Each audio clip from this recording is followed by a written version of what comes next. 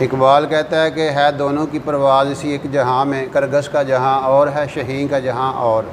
کرگس گدھ کو کہتے ہیں، گدھ ایل جن پنجابی سے ایل آنے ہے نا، کہتا ہے شہین اور کرگس ایک اسی فضاؤں میں رہ رہے ہیں، پر اس کی پرواز اور ہے، شہین اوپر کی طرف جاتا ہے اور گدھ نیچے دیکھتی ہے کہ کہاں پہ مجھے مردہ نظر آتا ہے۔ ایل مردے کھاندی ہے نا، بتا دے۔ تو مقصد اس کا یہ ہے کہنے کا اقبال کا کہ مسلمان اور کافر دونوں اس دنیا میں رہ رہے ہیں، لیکن کافر کا زندگی گزارنے کا انداز اور ہے اور مسلمان کی زندگی گزارنے کا انداز اور ہونا چاہیے۔ ڈفرینس ہے نا، لا الہ الا اللہ محمد رسول اللہ ہم پڑھنے والے ہیں، انہوں نے کوئی نہیں پڑھا۔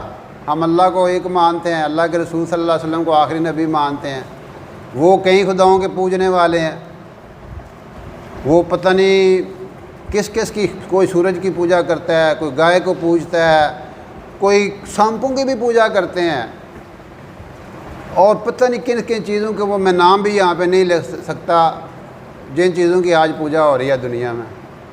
اور ہم کتنے خوش قسمت ہیں کہ اللہ نے ہمیں اپنی عبادت کے لیے پیدا کیا،